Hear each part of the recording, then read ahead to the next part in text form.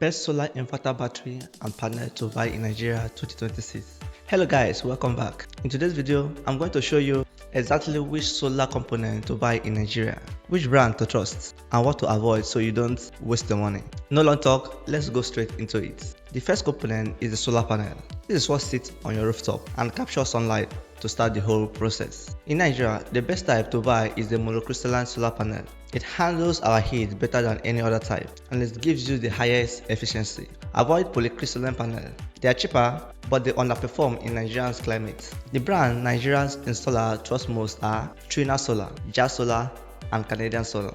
You see, when buying solar panel, always check for a product warranty of at least 10 years and a performance warranty of at least 25 years. Any seller who cannot show you that, then just walk away. Okay, now let's talk about the charge controller, which is the second component. This is the component that manages how electricity flows from your panel to your battery. You have two types of charger controllers. The first is the PWM and the second is the MPPT. But the MPPT costs a little more and captures up to 30% more compared to the PWM energy from your panel. Look, for any serious installation in Nigeria, always go for the MPPT because that extra cost is worth every money you spend. Now, one mistake beginners make here is buying a charge controller that is too small for the system. Always match your charge controller capacity to your total panel wattage. And don't worry, in episode 3 of this series, I will show you exactly how to calculate that. If this is helpful, subscribe to my channel now because there are more coming. Now, let's continue. Alright, so the next component is the battery. And this is where most of your money goes. It's also where most beginners get cheated. So pay close attention. You have two options here. The first option is the lithium battery.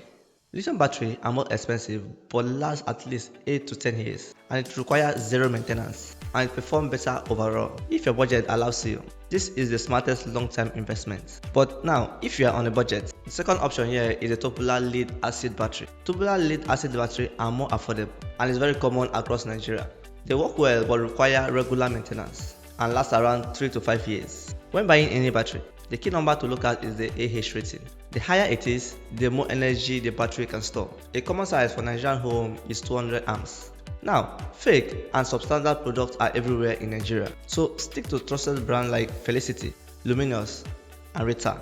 Always buy from reputable sellers and insist on a receipt and warranty. Now, the last component is the inverter. This is what converts your stored battery power into the electricity your appliances can actually use. Now, there are two types you need to know. The first is the pure sine wave inverter.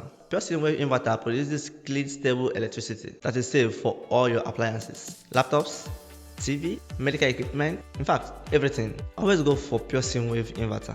Now, the second option here is the modified sine wave inverter. Modified sine wave inverter are cheaper, but they can damage your sensitive appliances over time. So avoid them if you're not on a budget.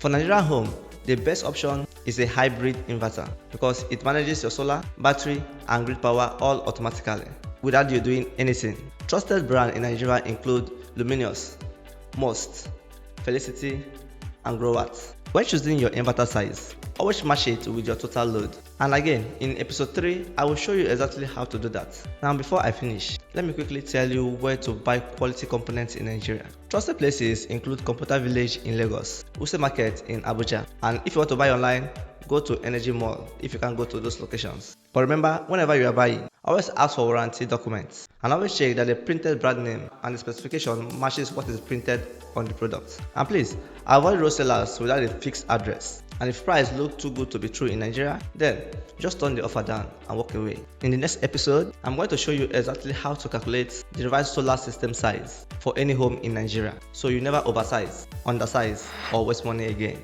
If you find this video useful, then subscribe to my channel and I will see you in episode 3.